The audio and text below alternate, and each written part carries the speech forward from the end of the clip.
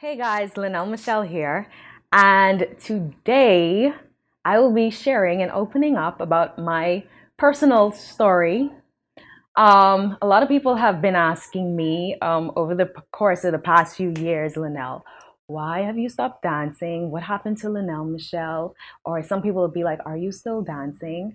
And the answer to that is yes, I am still dancing, but life has happened and I've recovered and I'm bouncing back. Things are coming back together for me finally. So today I'm going to open up and share a bit of my story. And if you see the title, Healing from a Broken Engagement, yes, that is correct. In 2015, I got engaged. He proposed to me on my birthday.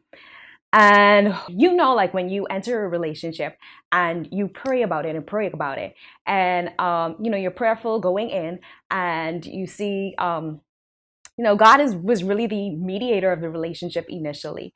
When I would pray, if I had an issue with him, I could take it to God, and God would, then God would speak to him, and he'd come and apologize to me, or if it was vice versa, the same thing. So eventually, what I realized happening was that wasn't really working anymore, and I realized that God was no longer being the mediator there.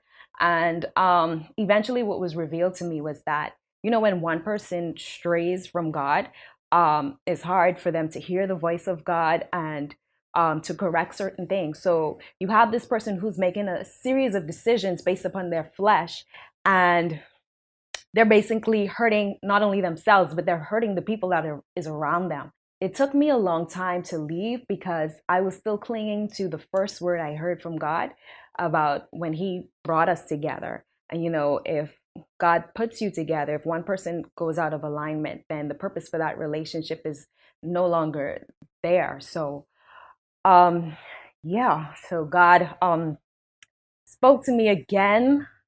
Well, let me tell you why I stayed into it.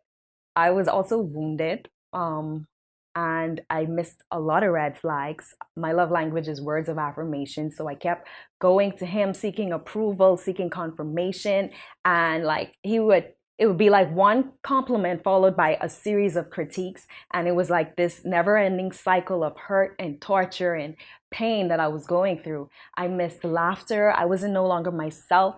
And I kept changing and changing to meet his rules and to meet his standards just to be approved. And it just wasn't working. And I didn't want to let go because I've only been in like two serious relationships, but like, I didn't want to let go because I didn't want to be a failure. I felt like it was a reflection on myself, like, oh, you're going to be a failure at this relationship. And at the end of 2015, I really distinctly heard God say to leave. And I left.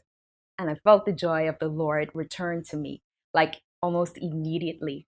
But after that, there is a process, and there is a healing process. And the healing process looks like a roller coaster ride. It like has its highs and lows and loop-de-loos. And I think the loop-de-loos are like when you're supposed to be over this point, or you're supposed to learn this lesson, but then you didn't learn the lesson, so you have to go back through the process. That's kind of me. So when it comes to healing, I wanted to stop at the whole victimization stage, where you throw the pity party for yourself, where everyone is like, yes, girl, I am so happy for you. It's so glad that you left and you're doing so much better, and everyone's all buttering you up and all surrounding you. But then the problem with that is that eventually fades and people just go about their life, and so you have to be like, okay, God, now what next? And you basically have to move on from that stage of the healing. And then another phase that I wanted to stay at was the whole being angry and bitter. Like, I was angry and bitter at men in general for what happened between me and one guy. Like, I was just like mad. Like, I was like complete feminist, like screw all guys, like whatever. I was angry. I was bitter, and I said a lot of things in my bitterness. And then God had to check me, basically because I was blocking out his plan. Because what happened too was I prayed when God told me to leave. I prayed to God. I said, God, if I have to be single for the rest of my life and serve you, I will do it, Lord. I will do it. I was so adamant about that, but then that was my prayer. That wasn't like a Holy Spirit led prayer. That was me saying, well, I'll just be single and do me. Like, screw all guys. So yeah, God checked me on that. And I've since, I'm open to his will. I kind of like to stay to myself, but I've learned that I have to now be open and surround myself with sisters who I can share my life with and who can pour into me and help me to grow and help me when I'm going through those weak moments. And so I think that's what community does. And I've had to learn to open up to that. And so that's my healing stage. God restored my purpose, He restored joy, and I felt a restored sense of love. Like, first of all, I lost a lot in the relationship, okay? I lost my identity trying to be something that I am not, to please someone who was never going to be pleased with me making all these changes. And so when I came out of it, it was like this low period because I didn't recognize myself. I didn't know who Lenelle was anymore. So I had to do some real searching, some real seeking to rediscover who I am in God and to rediscover my own value. And what God did was He restored purpose. He restored purpose. He resurrected old dreams. I mean, He's placed me back. And I mean, He restored my passion for dance because throughout I guess the first year, I was feeling like I should probably just quit dancing and give up. And God sent people to me with a word, and it was like this fight though. It was a fight for me to get back to this place where I'm still dancing and I'm able to pick up those old dreams that I had laid down for the relationship and all these things in the past. I'm able to pick up those things and now run with it and run toward the future. The other thing that I had to do was learn to forgive.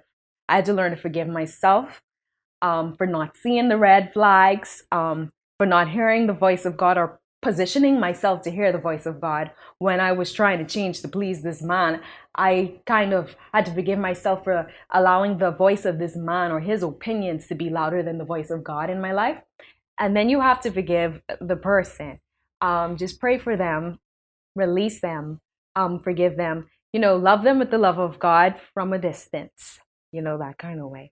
But yeah, you don't want to still have those feelings of bitterness, resentment, and anger towards them. You want to get rid of all of that so that you can be free from the entire thing. Just be free. Yeah, so I'm just happy and I'm hoping that my story helps somebody else. At least you see what the other side of the healing process looks like. It looks like freedom, it looks like joy, and your journey will be worth it in the end. So thank you for staying tuned and staying with me till this part, till the end. God bless and love you. Bye.